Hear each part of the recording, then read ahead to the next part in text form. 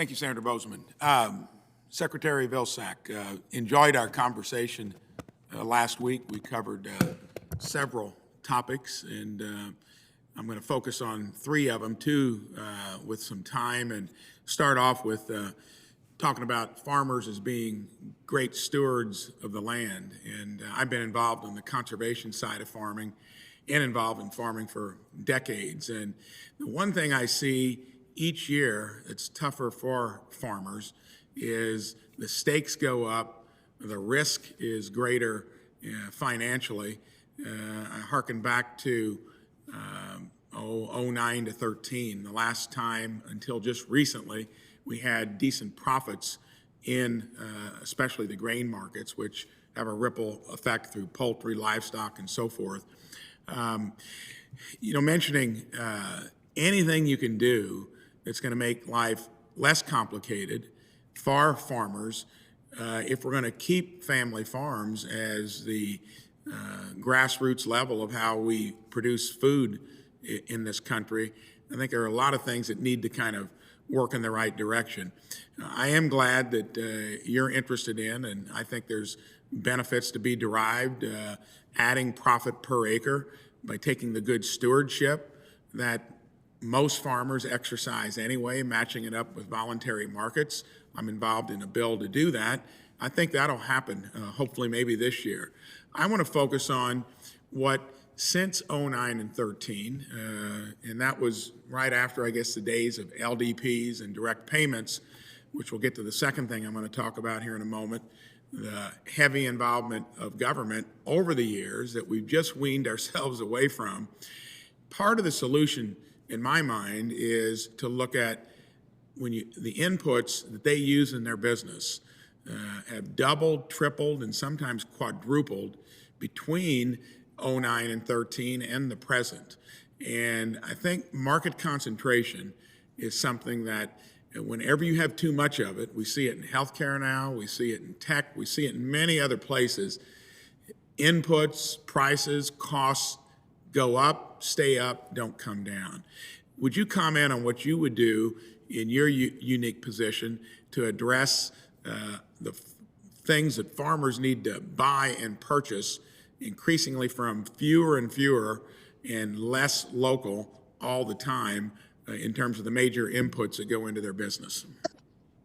Senator, I think one of the things that we could do and should do is for the Secretary of Agriculture to reach out to the Attorney General and see whether or not the Attorney General and Department of Justice would be interested in reinvigorating, recreating the task force that occurred a number of years ago, with the express understanding of taking a very deep dive into the issues that you've raised, and perhaps expanding that task force beyond the Department of Justice to include other players that may have an impact, whether it's the Federal Trade Commission or whether it's the Small Business Administration or whoever might have an equity, if you will, in this issue of markets that are working, markets that are competitive, markets that are open.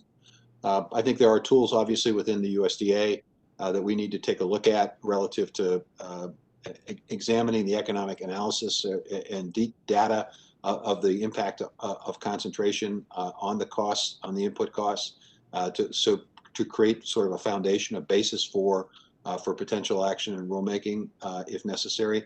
I think you and I talked about the patent laws, whether or not that they need to be looked at and examined to determine whether or not in a day of rapid and incredibly rapid change, they need to be looked at in terms of the amount of time that folks have in terms of patent protection. And I think, frankly, we need to research.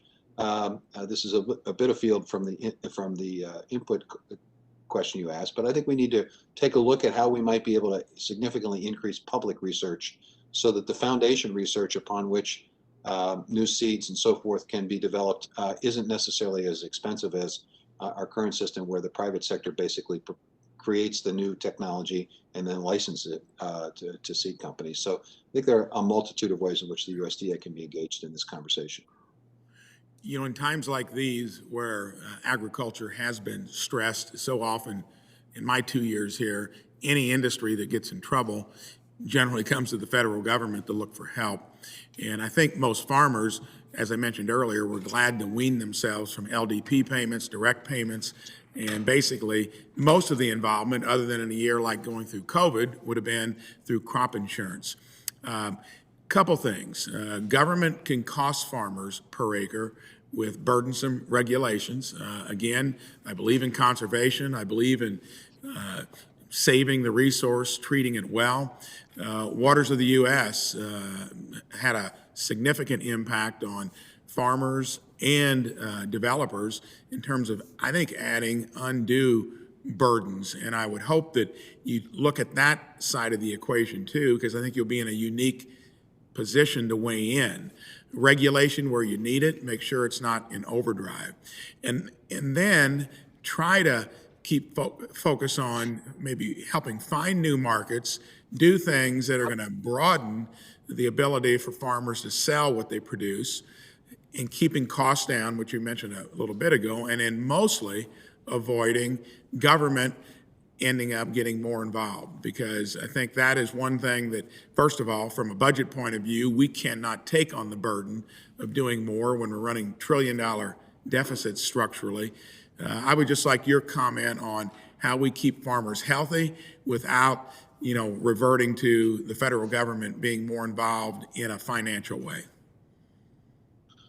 Well, I think, in a word, markets. The ability to create more local and regional markets, the ability to create new markets with our emphasis on climate, the ability to expand on our export activities, either by virtue of newer markets or by more competitive opportunities in existing markets. So it starts with markets, Senator. I think that's critically important. And I do believe that we are on the cusp of creating a series of new market opportunities that will provide greater resiliency in the system, that will provide more income opportunities for farmers, that will do right by the environment, and I think will create jobs in rural places.